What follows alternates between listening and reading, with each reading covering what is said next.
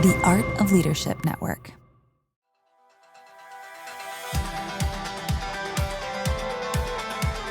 Hey leaders, welcome to the LeadCulture Podcast, part of the Art of Leadership Network. I'm your host, Jenny Catron, CEO of the Foresight Group, a company dedicated to helping leaders develop thriving teams. Each week, I'll be your guide as we explore practical strategies to equip you with the tools you need to lead with clarity, confidence, and build unstoppable momentum in your organization.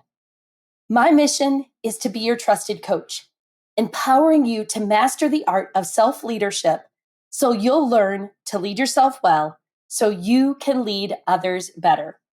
Each week, we take a deep dive on a leadership or a culture topic.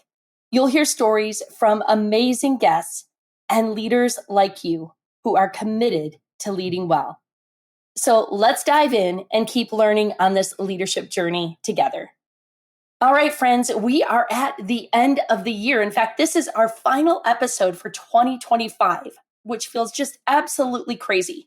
And as you can tell, I have caught a little bit of a cold, maybe a sinus infection, something going on that is obviously impacting my voice. And so thank you for bearing with me, and which is why I'm actually going to do a unique episode today. And I want to share a few clips with you from some of the recent trainings that I've been doing inside of the LeadCulture Network. I have been sharing with you guys for the better part of the last 2 months about the LeadCulture Network that we recently launched. And it is a space designed for leaders like you who care deeply about building thriving and unstoppable teams. I wanted to build a community where culture champions could connect on a regular basis to learn from each other, get some of the latest that I'm learning about leadership and culture, to have access to resources that are otherwise part of our consulting programs, and just equip culture champions to kind of find your people, find the people who are doing this work day in and day out, so you can get more ideas, more insights, and be further connected. And so it has been such a blast. Our founding members are amazing. And you can still be a founding member if you join before the end of the year. Up until December 31st, you can get the founding member rate of $49 a month. That's like, as long as you stay enrolled, you get in at that price, or you can do the annual price of $490 for the year. So you guys, less than $500 to have a leadership and culture support for the year ahead. So I want to encourage you, if you haven't joined the network, you need to join the network. And this episode of the podcast is going to give you a few snippets of the trainings that we've been doing inside of the network, so you can see some of the unique content that we're doing and the ways that we're equipping leaders like you to lead well. So I hope you enjoy these clips. And I want to hear, what is the biggest culture thing that's already happened this morning? Like, what has already happened? And I come in and we're chatting for a minute, and I dive into the issue of my team, who I felt were the problem. And I am fully, basically I was lobbying for, we needed to fire the team and get a new one, and that would fix everything. And instead, in his wisdom, my leader looked at me and he said, Jenny, if you want to work with widgets, go work in a factory. But if you want to work with people, you're going to have to learn how to love them, to lead them. And some of you may heard me tell that story before, but it was a very pivotal turning point in my leadership journey, that I recognized that I needed to flip my perspective on leadership, that leadership wasn't just about me climbing the ladder and getting a bunch of stuff done, that if I wasn't doing it with people, that if I wasn't bringing people with me and developing people and recognizing that the people are the point, none of it mattered. And so that conversation was the turning point for me, that I recognized if I'm going to be a great leader, if I'm going to build great cultures, I've got to start with the premise that people are the point. The people are the point. If you want to work with people, you have to love them to lead them. Now, to some of you, that feels really obvious because you're naturally more people oriented.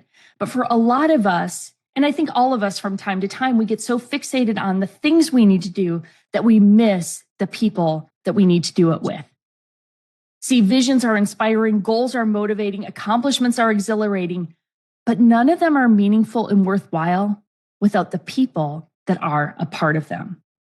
And so this is what culture champions do. Culture champions start with this premise. It's kind of foundational, right? That people are the point. We have to start with that premise. And so here's the thing that I would encourage you to do, encourage your team to do this week. Identify the strengths of your team members and just tell them, right? Just tell them, like, to help you acknowledge people are the point. I need to see the value. I need to see the giftedness. I need to see what people bring to the table. And by just slowing down, and maybe you jot this down on a list or put it on a spreadsheet or whatever you prefer to use, but just take a minute and think about the 3 or 4 people that you work the most with and say, what is one of their greatest strengths? And then actually go make a point of telling them this week, right? Just acknowledging, hey, I appreciate this about you. I appreciate what you bring to the team and how you contribute to who we are and how we work together. So culture champions start from the premise that people are the point. And if that's the foundation, then we can do a lot of really good work from there. Now, let me take you to the second one. And I'm going to start it with a quote. This is a quote from Dr. Pamela Butler. She's a clinical psychologist.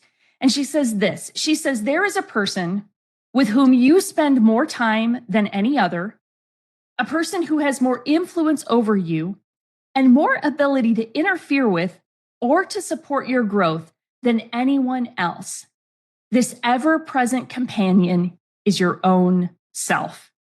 Now, you guys, this is such a big, big piece of both leadership and team dynamics, is we have to learn to lead ourselves well. To learn to lead ourselves well, that how we lead ourselves directly impacts everyone else. And so this was one of those things, those lessons I had to kind of learn the hard way, that I needed to be intentional in how am I leading me? How am I showing up from time to time? Because here's the thing, nothing in our culture tells us to lead ourselves. Like, you think about this for a minute. From the time you're born, you are being told what percentile you should be in. Like, they're measuring you and weighing you and doing all the stuff and like telling you how you measure up to the percentile you should be in. You're told when to walk, when to talk, when to tie your shoes, when to learn your ABCs. Then you enter the education system. And from the time you're about 4 or 5 years old until you graduate high school, you're being directed what you should be learning every step of the way. When you're about 16, the government says you can get your driver's license. And when you graduate high school, then your family and friends and mentors are influencing whether you go on to college or tech school or start a business or whatever the next step is. And after roughly 22 years of everyone telling you what to do and when to do it, all of a sudden, no one cares, right? Like, now you enter the workforce and no one's telling you what to do. I see this all the time when I'm working with different leaders, is that, especially young leaders, is they get into the workforce and they're like, what's the career pathway? What should I be doing next? My leader isn't telling me what to do next. And so it's very startling for us to go into the workplace and all of a sudden, you haven't been taught to lead yourself well. And so this is one of those skills that great leaders and great culture champions develop, is they're intentional to lead themselves well. They're purposeful about figuring out, what do I need to know? How do I want to grow? What's important to me, etc.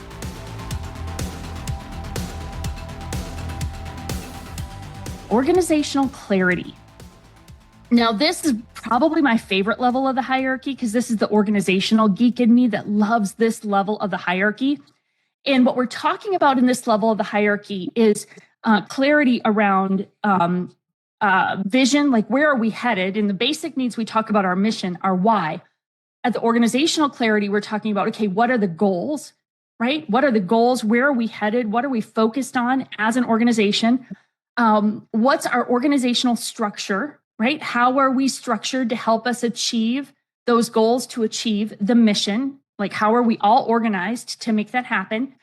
Does everybody on the team have clear roles and responsibilities, meaning they have a job description that's accurate and current, and they have clear expectations for how they should contribute? And then do we have values and behaviors that define how we work as a team? That's another key component of our LeadCulture framework. And one of the tools that we have inside the network is helping you define values that really bring your culture to life, values that have beliefs and behaviors and sticky statements and stories that reinforce it so that it gives your culture really, really good language. We've got a whole course on that in the network that helps you map all of that out so you give really, really good language to your culture. So here's what disengagement looks like at this level. If you see some of these things, you know that you might need to focus on this level. So disengagement here is value or vision or goals that are not clear to team members. So basically, team members don't know where to focus. They're like, I kind of think we're supposed to be doing this, or I thought this was the goal, but when I started working that way, I got redirected. Like if the vision and the goals are not clear, here's what happens. You might try a few things, but if you keep getting redirected or you keep getting your hand kind of slapped or you're told, don't worry about that right now, then what you're going to do is you're going to just pull back, right? And you've probably done this as a leader. Like if you thought you were like aiming for something specific and you hit a roadblock or somebody told you, no, we're not going to go that direction anymore. Like it's discouraging, right? It's discouraging because you put some energy and effort into it. And then, so you're not going to give energy and effort again if it's not clear that you should be. Right? So we want to make sure that vision and goals are really clear and team members understand that this is what we're aiming for. They have really clear direction. Another big one, and this one is a hot button for me, is that you have a organizational structure, like an org chart, that says where everybody sits and how they relate to one another, who reports to whom. So here's the first question is, do you have one? Because that's always a question. The second question is it correct? Because what happens in a lot of teams, and you guys have been guilty of this. So this is always me pointing out the things that I've done wrong and learned from through the years and still get wrong from time to time. But do we have one? And then secondly, is it clear or, is there something wrong in that org chart? Meaning maybe John reports to Bob on paper, but we all know that he doesn't actually, that John actually gets most of his direction from Jim over here, right? And so the org chart, you have an org chart, but it's not actually correct. So this is what I want you to pay attention to is your org chart accurate? Is it correct? And then another thing that might be signs of disengagement is if team members don't have up-to-date job descriptions that clarify their role, their responsibilities, their expectations, right? And again, guys, we've all done this and had this happen from time to time. Things shift or change. You give people new responsibilities, but we want to make sure we come back and we actually put that in writing. We help people understand, hey, here's your role, here's your responsibility, here are the expectations. Because here's what I want you to hear. This is why this one is so, so, so important. And where I often see disengagement happen is when we're lacking organizational clarity, because when team members lack clarity, they can't confidently contribute. When team members lack clarity, they can't confidently contribute. And so again, sometimes when we see apathy or we see disengagement or we see a bad attitude, it might be that they're missing one of these pieces of organizational clarity that is really critical to them engaging confidently. Make sense? It's such a big one, you guys. And I realize I'm also asking for a lot. I realize that this is a lot of work.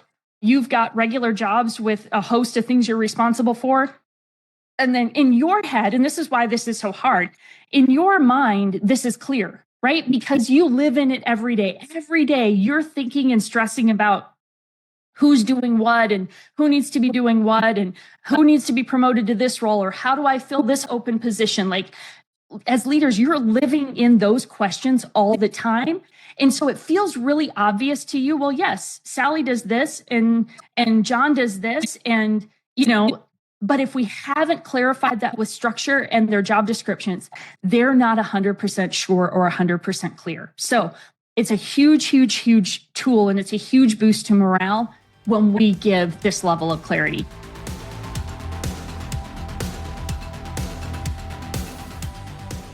All right, let's look at the third question. What has happened in the last year that had a negative impact on our culture? So sometimes there are things that impact our culture that are kind of out of the ordinary. So maybe it was a major leader transitioned this year and that had a negative impact on the culture. Maybe there was an external thing, something, economy, something in the community, something external that you didn't even have control over, but it negatively impacted your team. Maybe somebody on your team went through a big loss and that was kind of just hard for everybody. Take just a minute and jot down what might have had a negative impact on your culture in the last 6 to 12 months. Just take a minute to make a few notes on that one. Things that are negative that have impacted your culture. Maybe that gave you a little, Kelly making the wrong hire, then having to let them go 6 months later. Oh, that's so painful. I've been there. And sometimes you make the hire because you might have limited options. I've seen that a lot right now, that hiring is really difficult. And then, you're like, it's not quite right, but you go with it. And then I don't know if that's the case specifically for you, Kelly, but that's a big one. Unhealthy leadership style from your senior leader. That's a tough one. Gosh, again, I love your vulnerability, you guys. Leader asked for input on a decision, then made a decision completely opposite of the feedback. And Mike, I'm guessing probably didn't explain why they made a different choice than the feedback. Like sometimes, they still might need to make a different decision, but if they don't communicate that well, that really can be demotivating. And sometimes maybe it's just not a good decision. Cameron made 4 to 5 transitions in people and culture team, creates uncertainty in our people, less owner involvement. Yep, more distant. Big stuff, right? And here's the thing, nothing's rarely malicious, but sometimes we're not counting the cost of the impact. John had a leader that was undermining our entire leadership team, came out through some investigations, had to finally let that person go. That's big. Michael repeating the same mistakes, yes, and not learning from them.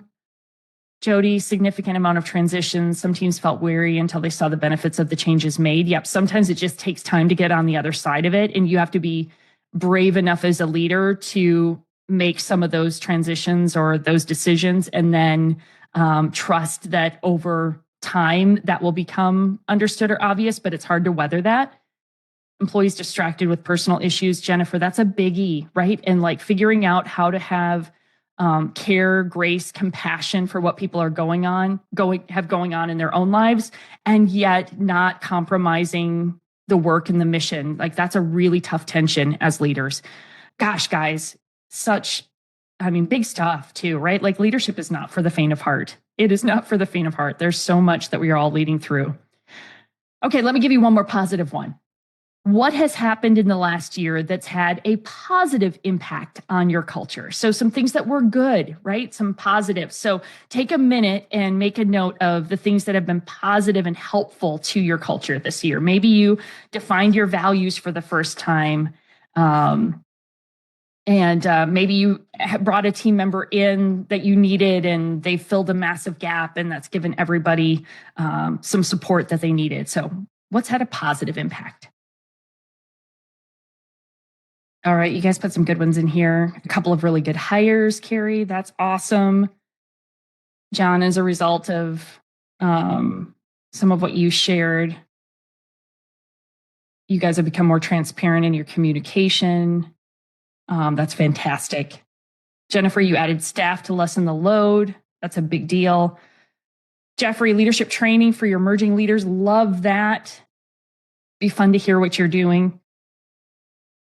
Lana, I love that you guys defined your staff values, and I have worked with you personally on that. You have done a fantastic job with defining those, incorporating them. That's so fun. Kelly, a reorg that moved people into some new roles, a few new departments. So great. Especially when people feel the need for it, right? When they're like, yep, that was needed. It's time.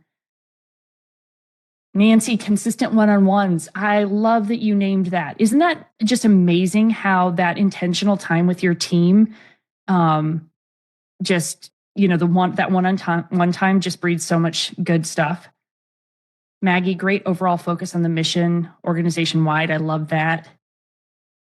Pam, intentionally bringing the culture to the forefront with a created infusion plan. Yes, you've done good work on that.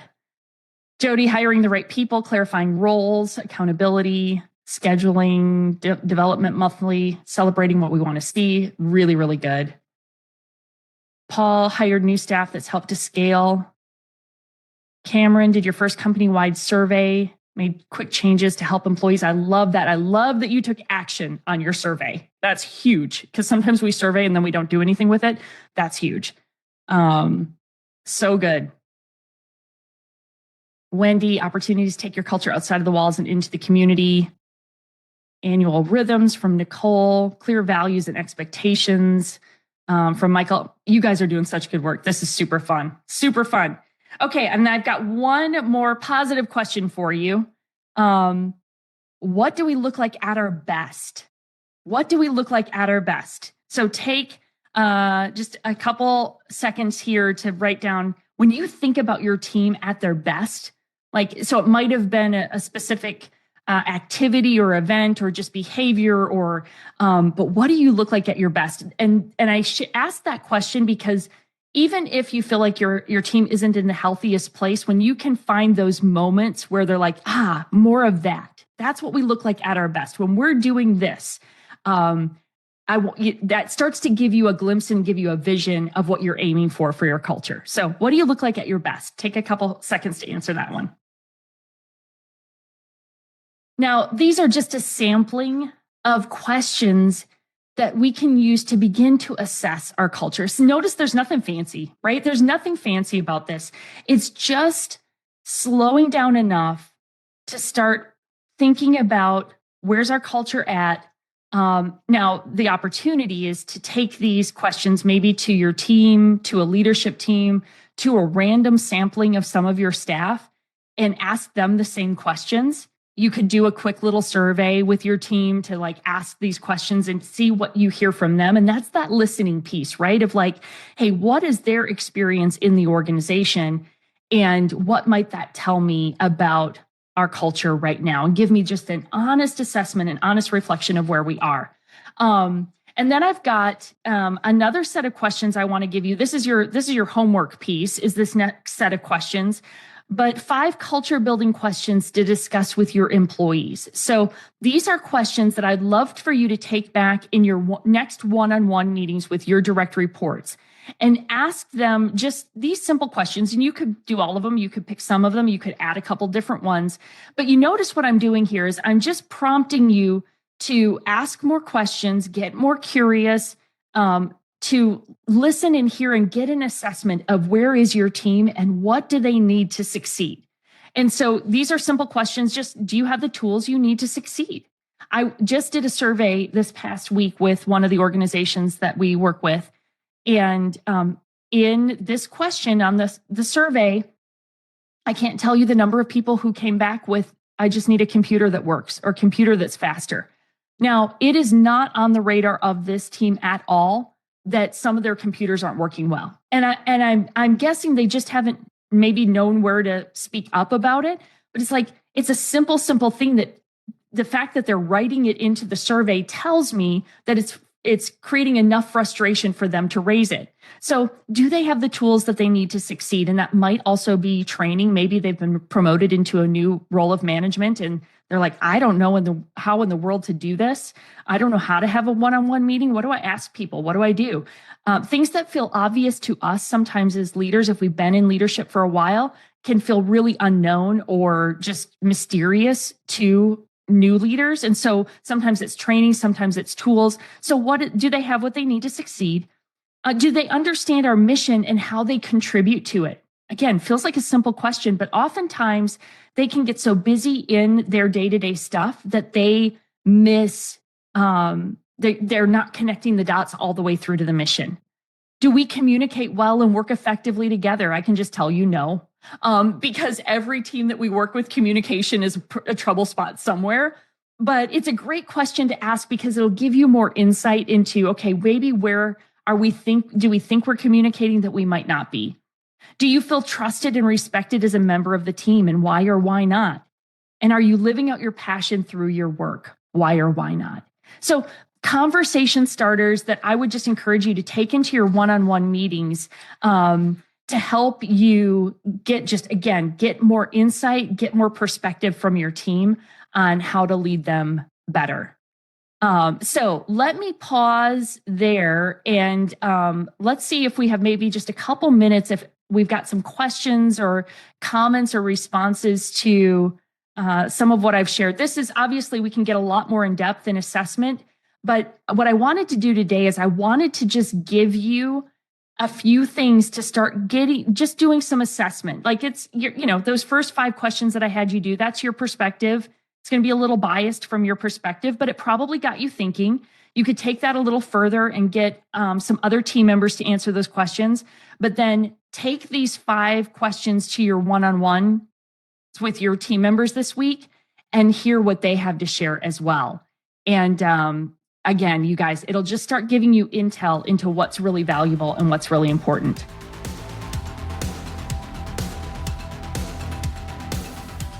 I am so glad that you're a part of the Foresight community, that you are with us and learning with us all year round. I'm so grateful for the listeners of the podcast. I get to connect with you at events, and sometimes you email in and you let us know what's helping support you in your leadership and culture work.